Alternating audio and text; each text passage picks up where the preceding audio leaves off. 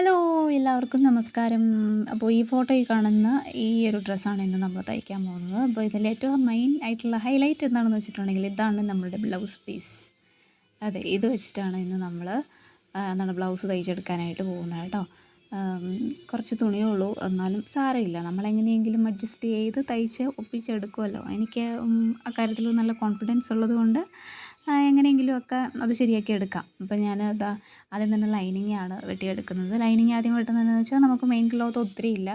അപ്പം ലൈനിങ് വെട്ടിയെടുക്കുകയാണെങ്കിൽ നമുക്ക് ഇതുപോലെ വെച്ച് കൊടുത്തിട്ടുണ്ടെങ്കിൽ പെട്ടെന്ന് പെട്ടെന്ന് വെട്ടിയെടുക്കാം. ഇത് കണ്ടോ, ഇത്രയും തുണിയാണ് ഇനി മിച്ചമുള്ളൂ കേട്ടോ. ഞാനാദ്യം ബാക്ക് പോർഷനും ഫ്രണ്ട് പോർഷനും ഒക്കെ വെട്ടി കഴിഞ്ഞിട്ടുണ്ട്. നമുക്കത് അത്രയും തുണിയും കൂടെ മിച്ചം വരുന്നുണ്ട് കേട്ടോ. അപ്പം എന്താ നമ്മൾ സാധാരണ പ്രിൻസസ് കട്ടോ അല്ലെങ്കിൽ എന്താണ് മറ്റേ നോർമൽ ബ്ലൗസോ അങ്ങനെയൊന്നും അല്ല കേട്ടോ വെട്ടിയിരിക്കുന്നത്. വെറുതെ ഫ്രണ്ടിൽ ഇങ്ങനെ ടക്കിട്ട് കൊടുത്തിട്ട് അങ്ങനെ തയ്ക്കാനുള്ള തുണിയെ നമുക്ക് തയ്യുള്ളൂ. അങ്ങനെ തയ്ച്ചാൽ മതി.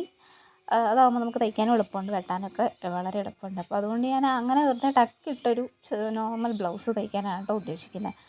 അപ്പോൾ നമ്മുടെ ഫ്രണ്ട് പോർഷനാണ് ഇപ്പോൾ നമ്മൾ തയ്ച്ചുകൊണ്ടിരിക്കുന്നത്. ലൈനിങ് വെച്ച് വെട്ടിയത് കാരണം നല്ല എളുപ്പമുണ്ടായിരുന്നു കേട്ടോ. അതുകൊണ്ട് എനിക്ക് തുണി മിച്ചവും കിട്ടി. നമുക്ക് സ്ലീവിന് അത്ര ലോങ് സ്ലീവായിട്ട് കിട്ടില്ല, എന്നാലും ലോങ് സ്ലീവിൻ്റെ ആവശ്യമില്ല. നമുക്ക് ചെറിയൊരു സ്ലീവ് മതി. അപ്പം അതിനനുസരിച്ചുള്ളത് കിട്ടിയിട്ടുണ്ട്. അപ്പം നോക്കാം നമുക്ക് ഇത് തയ്ച്ചിട്ട് കഴിയുമ്പോൾ. ഇതാണ് കേട്ടോ നമ്മുടെ ഒരു ഫൈനൽ ലുക്ക് എന്ന് പറയുന്നത്. എനിക്ക് നന്നായിട്ട് ഇഷ്ടപ്പെട്ടു കേട്ടോ. നോക്കിക്കേ, നമ്മൾ ആ ഒരു ചെറിയൊരു തുണി വെച്ചിട്ട് തയ്ച്ചെടുത്തൊരു ബ്ലൗസാണ് കേട്ടോ അത്. പക്ഷെ കണ്ടിട്ടുണ്ടെങ്കിൽ തോന്നില്ലായിരിക്കുമല്ലേ. എനിക്കെന്തായാലും വലിയ കുഴപ്പമൊന്നും ഉള്ളതായിട്ട് തോന്നിയില്ല.